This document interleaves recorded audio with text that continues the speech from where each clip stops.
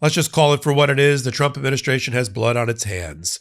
Coming out of Texas with over 80 people who have lost their lives, including in heartbreaking fashion, 11 little girls in a Christian camp along a river bend that flooded and raised up over 20 feet in just several hours. That's on the Trump administration. You can't defund FEMA. You can't call global warming fake science. You can't undermine the National Weather Service. You can't divert resources, attention, focus, and policy away from helping people in natural disasters and helping them avoid natural disasters and what's just turned into a mass casualty event. You can't do all those things and then say it was Joe Biden's fault. I'm Michael Popok. Let's break down what's going on in Texas. This story, by the minute, by the hour, is getting worse and worse. It was already heartbreaking. I literally cried, for many reasons, including I have a young daughter, when I read about the tragedy. And then, of course, the politicization of it has happened already with Donald Trump's Kristi Noem and others blaming the Biden administration. Homeland security and natural disasters are now the province of the Trump administration, right? It happened on their watch. And it is criminal. And I blame the Texas officials, but I blame the federal officials as well. Knowing what the dark history of that region in Texas is, that they did not have money allocated for an early warning system. These people were sitting ducks. They had no warning at all before a tidal flood from the river ripped through their houses, their cabins, their homes, sweeping them away, clinging to trees to try to survive, and dooming those little girls. And that body count, which is all on Donald Trump, has not come to an end yet. Like I said, this story is getting more heartbreaking every minute that goes by. But take a step back. Who's responsible for it? Donald Trump comes into office and immediately goes after FEMA, right? The agency whose sole responsibility is to respond to people in moments of natural disaster and crisis, earthquakes, floods, and hurricanes. MAGA won't accept that these things happen and that one of the root causes of it is global warming, which includes a candidate from MAGA, a MAGA candidate in Georgia, who literally, think about the depravity of this, literally posted on social media that the flooding was fake and fake news as it was happening in real time. This is MAGA. This is the person who claims that she is the candidate for Jesus and appeared on Steve Bannon's War Room podcast to promote her candidacy. This is the dark heart of MAGA. And where does it happen? I presume that Melania and Donald Trump and J.D. Vance would have had a very similar reaction if the floods had happened in a blue state. But are we really sure about that? That Donald Trump and his group haven't turned this into, because it's Texas, hasn't turned this into a finger-pointing day of tragedy coming off of 4th of July? We're beyond hopes and prayers. Let's look at attacking FEMA, attacking and taking away the National Weather Service money related to funding research into natural disasters and weather. Not only taking money away, a brain drain of people heading for the exits, leaving these agencies and leaving them bereft of talent to focus on these things. Does anybody doubt the Trump administration has lost sight and took their eye off the ball when it comes to natural disasters? An administration who doesn't believe in them, doesn't believe in the root causes of them, doesn't believe in the science of them, doesn't believe in keeping people in the scientists there who have the legacy knowledge, who have the experience, keeping them in place by paying them, by funding them. And then when it happens, he also attacks FEMA as well, and then cruelly attacks California over the wildfires and its Democratic political leadership instead of helping. I didn't hear any hopes and prayers. I didn't hear any comments of support from J.D. Vance, Donald Trump, Melania, or anybody else with the wildfires that ripped through California. Where was that? The only time you ever heard the California come out of the mouth of Donald Trump was over the peaceful protests in California about his immigration policies.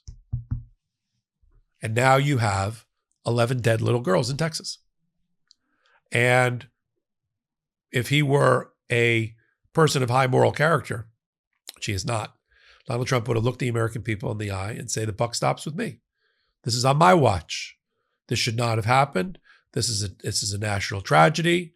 We're going to be opening up a full investigation as to how it happened, why it happened, who's responsible for it happening, and it's going to spare no expense, and we're going to get to the bottom of it, and we're going to fix it. We're going to fix it. We're going to install, not a wall between here and Mexico. We're going to install proper early warning technology in these regions, the plains of Texas and other places where these kind of things happen.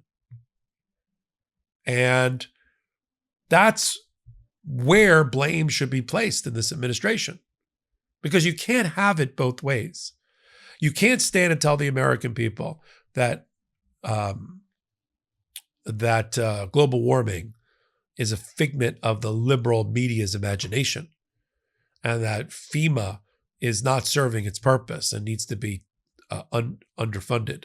And you can't put somebody obscenely unqualified like Kristi Noem in support of or in charge of Homeland Security, and then think we're going to be comforted by Donald Trump saying, don't worry, everybody. Kristi Noem's on their way. Kristi Noem, that should not fill anybody with confidence, to have Ice Barbie with her hair extensions and the rest of that get up and cosplay being sent into Texas to try to comfort the parents of Christian camper little girls who just died in the flood created by and not avoided by Donald Trump's administration. And Texas too. Texas and Governor Abbott, in any other state, that would lead to his immediate recall and removal. How much suffering and pain do we have to go through before people understand, in red states particularly, that they voted for the wrong administration, the wrong set of policies, and the wrong allocation of resources? That bill that just got passed, the budget bill, that's just a memorialization of Donald Trump's depraved policy initiatives. That's all that is. And we need to weaponize that and turn the tables on Donald Trump and point out at town hall after town hall from now until the midterms how that reallocation of money away from the poor and towards the rich and away from the middle class and towards the super wealthy, how that reflects Donald Trump's own moral bankruptcy. That's the argument that needs to be made every day, every hour, from here to the midterms and beyond.